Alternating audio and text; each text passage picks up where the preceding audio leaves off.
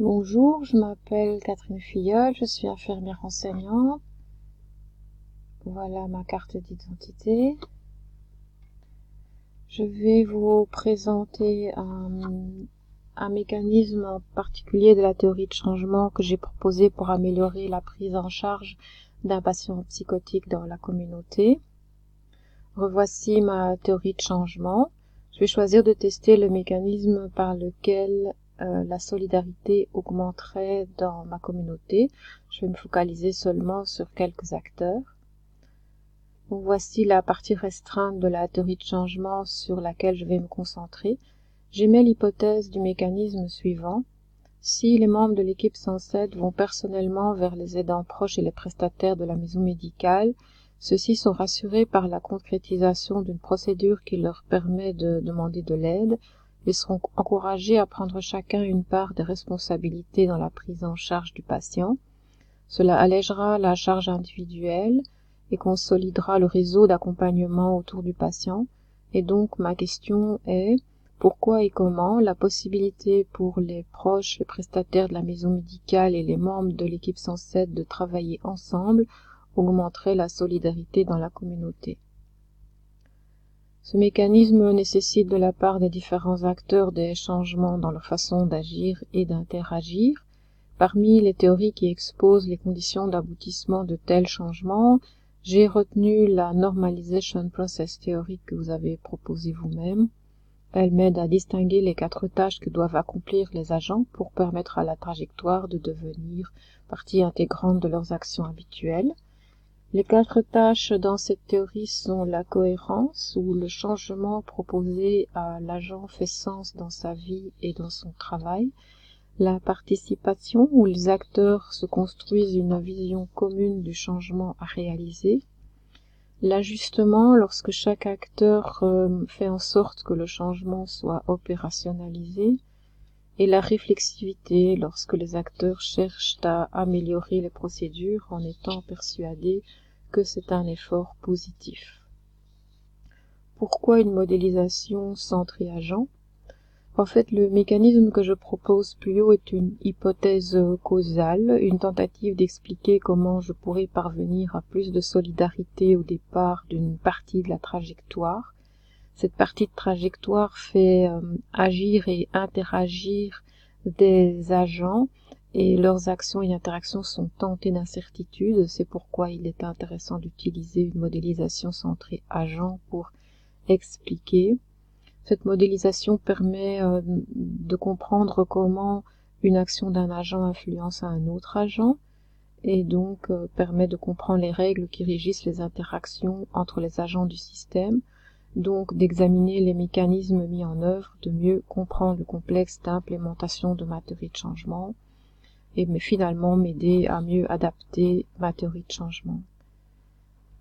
La première étape pour construire ce modèle centré agent est d'élaborer un diagramme de classe. Les 4 agents que j'ai identifiés ont des caractéristiques qu'on va appeler attributs qui servent à les différencier. Chacun est actif sur un territoire particulier. Chacun possède une identité sociale différente, liée par exemple à son appartenance à une profession. Chaque agent est aussi à un stade d'accomplissement différent des 4 tâches liées au changement mises en évidence par la théorie, que sont la cohérence, la participation, l'ajustement et la réflexivité. Cette classe d'agents possède 2 grandes sous-classes, que je nomme les prestataires et la communauté. L'équipe 107 et la maison médicale font partie des prestataires et se distinguent d'une part par leur niveau de formation en psychiatrie, l'un une formation généraliste et l'autre une formation spécialisée. Les prestataires des maisons médicales sont aussi beaucoup plus disponibles que ceux de l'équipe 107. Dans l'autre sous-classe d'agents, la communauté, je propose 4 attributs d'intérêt qui différencient les patients psychotiques de leurs aidants proches. Il s'agit du niveau de capacité de décision ou autonomie, qui est élevé chez les aidants, variable chez les patients. La capacité d'action ou indépendance, qui est beaucoup plus élevée chez les aidants que chez les patients. Les connaissances en psychose qui sont très différentes, puisque chez les aidants, elles seront assez basses et chez les patients, elles seront avant tout expérientielles, ainsi que le niveau de solidarité, donc la qualité et la densité des liens qu'ils vont créer les uns envers les autres. Maintenant, je vais décrire les interactions principales entre les agents à l'intérieur d'un diagramme de classe centré sur les interactions. Voici mes 4 agents, chacun avec les 6 attributs issus des agents et les attributs de leurs sous-classes respectives. On constate qu'au sein de chaque classe de prestataires, il y a des interactions entre les différents agents qui font que les attributs d'un agent peuvent être modifiés par ceux d'un autre agent qui interagit avec lui. Et on constate qu'entre les classes, les agents de l'équipe 107 auront d'importantes interactions avec les maisons médicales, les patients avec les maisons médicales et leurs proches, et les proches avec les maisons médicales.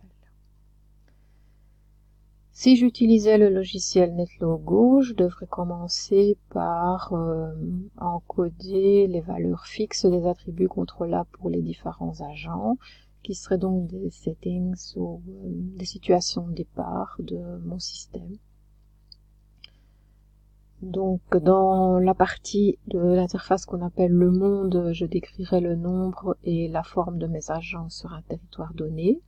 Ils interagiront lorsqu'ils seront proches les uns des autres. J'introduirai ensuite des règles d'interaction pour le mécanisme que j'étudie. Elles définissent donc le contexte dans lequel évoluent mes agents. En voici quelques exemples. Si la disponibilité des équipes 107 augmente, alors la formation en psychose des prestataires des maisons de repos, des maisons médicales augmente, puisqu'ils se rencontrent plus et peuvent se transmettre plus d'informations. Si les prestataires des maisons médicales sont mieux formés, alors la connaissance des aidants proches s'améliore, puisque lorsqu'ils demandent de l'aide à la maison médicale, ils reçoivent des informations pour mieux gérer le problème. Cette augmentation de leurs connaissances les rendront plus à même de faire preuve de solidarité envers les patients dont ils s'occupent. Ils seront auprès d'eux d'une façon plus durable et plus dense. Si le territoire géographique de responsabilité d'une maison médicale se réduit, alors la disponibilité à chaque patient augmente. Suite à cette disponibilité, la tâche d'ajustement des aidants sera améliorée. Ils seront plus à même, en effet, de discerner le rôle et celui de la maison médicale et se sentiront davantage soutenus pour le mettre en œuvre. Et si leur capacité d'ajustement augmente, alors ils vont avoir plus conscience de leur capacité à aider le patient, ils vont les utiliser et améliorer la relation qu'ils vont entretenir avec le patient. Je propose enfin d'observer les variables de sortie suivantes, qui sont dont les valeurs après l'instauration de la trajectoire vont être indicatrices de plus de solidarité. La première, c'est la fréquence des appels en provenance de la communauté vers un spécialiste en psychiatrie, qui est d'abord basse, qui augmente dès la réforme et dès que le patient rentre dans la communauté. Au moment de l'instauration de la trajectoire, on peut observer donc encore une augmentation et finalement une diminution indicatrice de plus de solidarité lorsque les maisons médicales et les aidants proches seront plus à même de gérer le problème. La deuxième variable, c'est le nombre des contacts avec la maison médicale des patients ou bien des aidants proches du patient, qui au départ est très faible.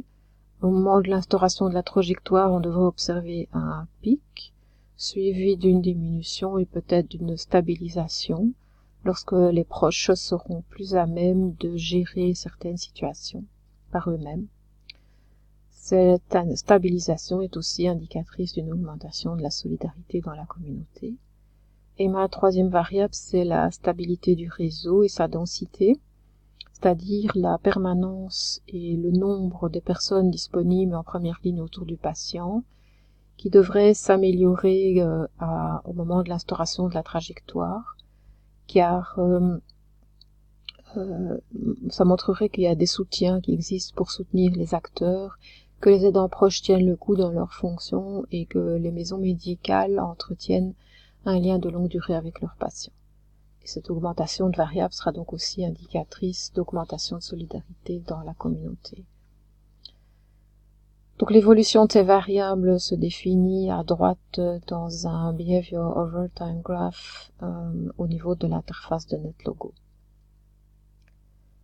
La simulation serait utile pour visualiser comment, en fonction des valeurs des attributs des différents agents et en fonction des règles d'interaction posées par hypothèse au départ, il serait possible d'observer une variation des variables de sortie qui sont indicatrices de l'atteinte des objectifs. La situation me permettrait d'observer si les variables de sortie évoluent bien dans le sens prévu.